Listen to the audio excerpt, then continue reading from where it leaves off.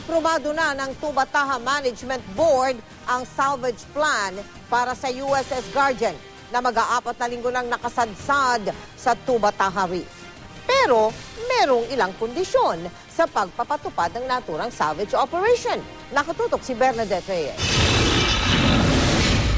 Unang tatanggalin ng mast ng barko ayon sa salvage plan na inaprubahan ng Tubataha Management Board. Isusunod ang smokestack, ang bridge, at saka hahatiin sa maliliit na parte ang USS Guardian. Hihilahin naman ito ng crane ship na Smith Borneo. Walang objection ng Tubataha Management Board sa salvage plan pero meron silang mga kondisyong inilatag sa Task Force Tubataha.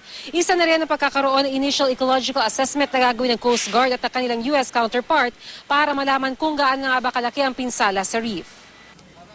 Dapat din daw magkaroon ng joint ecological assessment pag naalis na ang barko.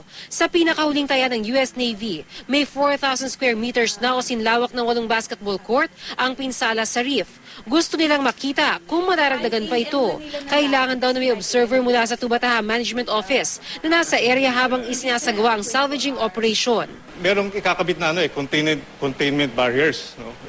Merong mga nets. So, ang requirement nila, yung net, dapat hindi mahuhuli o matatrap o ma-entangle yung mga malalaking yaman dagat, katulad ng sea turtles at saka malalaking isda na maging sanhi ng kanilang pagkamatay.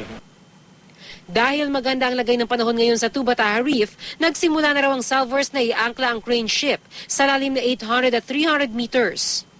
Maaaring abutin hanggang Abril bago tuluyang maalis ang USS Guardian sa Tubataha Reef na idineklarang UNESCO World Heritage Site. Mula rito sa Puerto Princesa, Palawan, Bernadette Reyes, Nakatutok, 24 Oras.